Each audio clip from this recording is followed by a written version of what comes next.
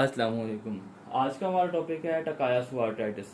आज हम करने लगे हैं लार्ज ब्लड वेसल्स के डिसऑर्डर्स, मतलब आपके आर्थराइटिस करेंगे, लार्ज ब्लड वेसल्स के डिजीज करेंगे। लार्ज ब्लड वेसल्स के डिजीज में फर्स्ट डिजीज तो आपके आ गए टेम्पोरल आर्थराइटिस। अब टेम्पोरल आर्थराइटिस का दूसरा नाम है जाइंट सेल आर्थराइटिस, लेकिन अब टेम्पोरल आर्थराइटिस को मैंने पॉलीमाल्जिया रूमेटिका के अंदर ऑलरेडी बता दिया था कि क्या होता है। इसके अंदर पेशेंट के टेम्पोरल आर्टरी के जो है पेन होती है, वहाँ पे इन्फ्लेमेशन होती है, पेशेंट की कॉम्बिंग की डिफिकल्टी होती है। इसकी डिटेल यहाँ पे नहीं भी बताऊंगा। तो अभी आज का टॉपिक है, अभी करना है टकायासु आर्थराइटिस। टकायासु आर्थराइटिस क्या होता है? तो टकायासु आर्थराइटिस करने से पहले आपको बता दूं कि फर्स्ट ऑफ ऑल तो आपको हार्ट का थोड़ा सा जस्ट जनरली बता दूं क्या होता है कि लेफ्ट हार्ट के आपकी आर्क ऑफ एयोर्टा निकलता है। आर्क ऑफ एयोर्टा, आर्क ऑफ एयोर्टा से आपकी तीन आर्टरीज निकलती हैं। ब्रेकियोसेफेलिक आर्टरी, आपकी लेफ्ट कॉमन कैरोटिड आर्टरी और left subclavian artery. Left subclavian artery और लेफ्ट कॉमन कैरोटिड आर्टरी को यहाँ डिस्कस नहीं करना, ये उसका डिसऑर्डर नहीं है, उसकी इन्वॉल्वमेंट नहीं है। अब इतना याद रखना, लेफ्ट साइड, लेफ्ट लिखा हुआ तो लेफ्ट साइड से आपके लेफ्ट हैंड को जो ब्लड सप्लाई होगी, ऐसे याद रख लें। और राइट साइड से ब्रेकियोसेफेलिक आर्टरी से दो ब्रांचेस निकलती हैं, एक राइट सबक्लेवियन आर्टरी और राइट कॉमन कैरोटिड आर्टरी।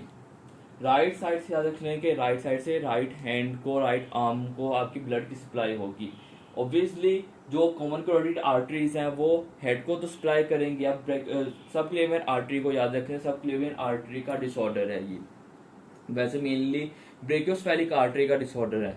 इस डिजीज में क्या होगा, आपकी जो सबक्लेवियन आर्टरी है उसकी ब्लॉकेज हो जाएगी। ब्लॉकेज होगी तो इस सिस्टम में तो ब्लड की सप्लाई तो कॉम्प्रोमाइज हो जाएगी, मतलब यहाँ से ऐसे ब्लॉकेज कर ले, इसको ब्लॉक कर लिया तो यहाँ से ब्लड सप्लाई कॉम्प्रोमाइज हो गई है, इधर की ब्लड सप्लाई रिड्यूस हो गई। लेकिन अब आर्क ऑफ एयोर्टा से दूसरी साइड को जो ब्लड सप्लाई जा रही है, इस साइड को जो ब्लड जा रहा होगा वो तो नॉर्मल होगा।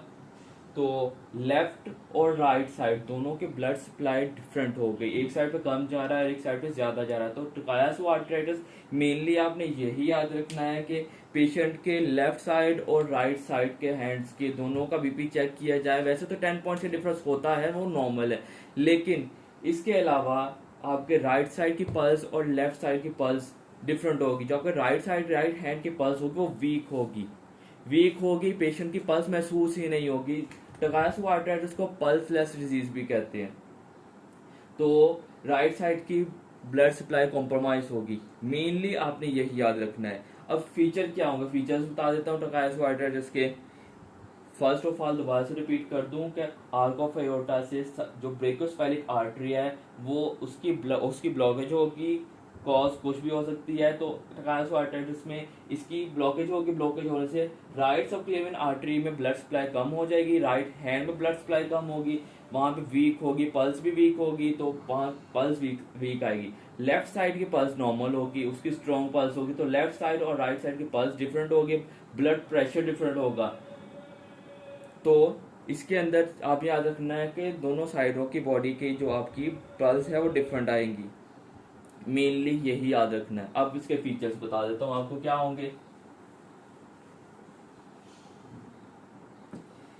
टकायासु arthritis large blood vessel disease है, ये भी एमसीक्यूज के तौर पर पूछा जाता है।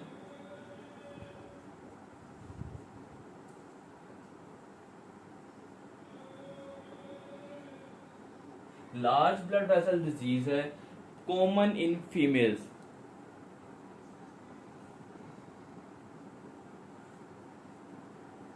फीमेल्स में कॉमन होगा और 40 प्लस एज होगी, 40 एज होगी पेशेंट की। फीमेल होगी 40 साल की या 40 साल से ज्यादा होगी फीमेल, सॉरी इसके अंदर 40 साल से कम होगी, 40 साल नहीं होगी, 40 साल से कम होगी, अडल्ट होगी लेकिन less than 40 year old female होगी। और इसके अलावा ब्रेकियोसेफेलिक आर्टरी ब्लॉकेज होगी एट ब्रेकियोसेफेलिक आर्टरी।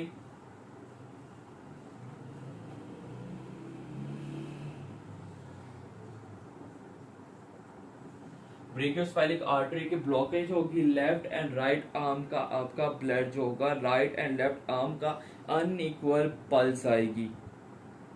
तो ये याद रखना है, मेनली पल्स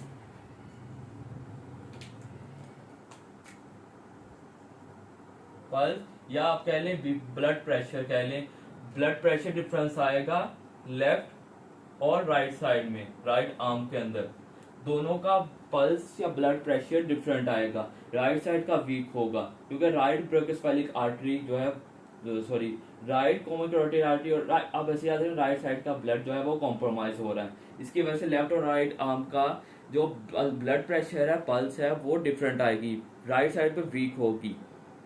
बार बार रिपीट कर रहा है, एमसीक्यू आता है इस बेस पे। दूसरा आता है कि कौन से ब्लड वेसल्स की डिजीज है, तो लार्ज ब्लड वेसल डिजीज है। और इसके अलावा पेशेंट के सिम्टम्स क्या होंगे? पेशेंट का वेट लॉस होगा, ऑब्वियसली ब्लड कंप्रोमाइज होगा, ब्लड सप्लाई कंप्रोमाइज है, वेट लॉस होगा, पेशेंट को लेथार्जी होगी, फटीग होगी, थकावट और नाइट स्वेट्स होंगे। पेशेंट्स को क्या होंगे? लेथार्जी, फटीग, नाइट स्वेट्स होंगे।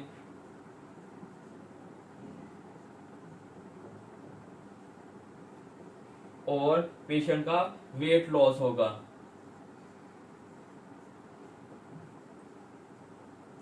वेट लॉस होगा, मेनली पल्स ही याद रखनी है। इसके अलावा ये जो फीमेल्स में कॉमन है और एशियन फीमेल्स के अंदर, मतलब हम पाकिस्तानी भी एशियंस हैं, एशियंस फीमेल्स के अंदर कॉमन है। ये भी एमसीक्यूज में पूछा जाता है, एमसीक्यूज में लिखा होता है एशियन फीमेल, एशियंस में कॉमन है, लेस देन 40 ईयर ओल्ड।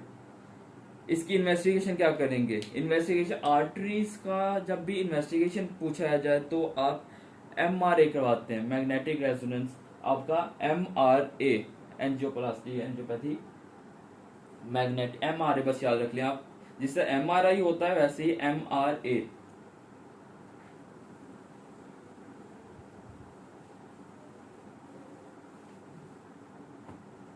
तो इन्वेस्टिगेशन क्या होगा? जैसे मोस्ट एक्यूरेट अक्सर एमआरआई होता है, वैसे ही आपने याद रख लेना लार्ज वेसल्स का मोस्ट एक्यूरेट एमआरए होगा। एमआरए मोस्ट एक्यूरेट टेस्ट है इसका, मोस्ट एक्यूरेट इन्वेस्टिगेशन या इन्वेस्टिगेशन ऑफ चॉइस, ये इसका मोस्ट एक्यूरेट टेस्ट होगा एमआरए। एमसीक्यूज यही चीज पूछी जाती है कि एमआरए मतलब इन्वेस्टिगेशन ऑफ चॉइस का बेस्ट इनिशियल टेस्ट क्या है इस डिजीज को। इसके अलावा इस डिजीज को पल्सलेस डिजीज भी कहते हैं। एमसीक्यूज डायरेक्टली ऐसे पूछा जा सकता है कि पल्सलेस डिजीज किसको कहते हैं। 3-4 ऐसे जापानीज नेम्स लिखे होंगे तो पल्सलेस डिजीज का पूछा जा सकता है। तो ये इसको पल्सलेस डिजीज भी कहते हैं। ट्रीटमेंट क्या होगा? ट्रीटमेंट में आपने सिर्फ स्टेरॉइड्स देने हैं पेशेंट को, स्टेरॉइड, हाई डोज स्टेरॉइड्स, साथ में आपने साइक्लोफॉस्फामाइड देना है।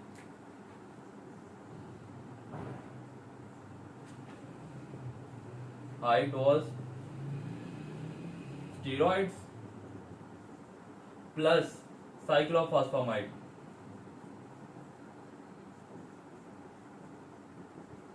अक्सर जो भी आर्थराइटिस आप पढ़ोगे, आर्थराइटिस के अंदर ट्रीटमेंट में आप एमसीक्यूज को पिक करना, तुक्का भी मारना हो ना, अगर तुक्का लगाना हो तुक्का थोड़ा पढ़ लिख के तुक्का मार लेना। आर्थराइटिस के अंदर इन्वेस्टिगेशन मोस्ट एक्यूरेट एमआरए ही होगा। इन्वेस्टिगेशन में ड्रग ऑफ चॉइस आपकी स्टेरॉइड्स प्लस साइक्लोफॉस्फामाइड होगी। इसको पल्सलेस डिजीज कहते हैं। लेफ्ट टू राइट आपके पल्स होगी वो डिफरेंट होगी, राइट साइड में वीक होगी।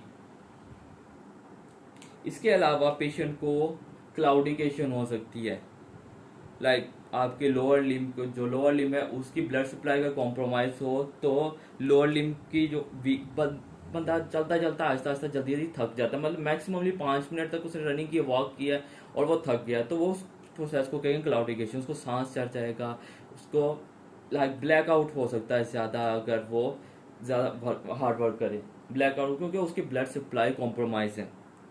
तो इसके अंदर आर्क ऑफ एओर्टा भी इन्वॉल्व हो सकता है, लेकिन मेनली आप यही याद रखें कि सब क्लेवियन आर्टरी ही इन्वॉल्व होती है। यह था आपका टकायासु आर्टराइटिस।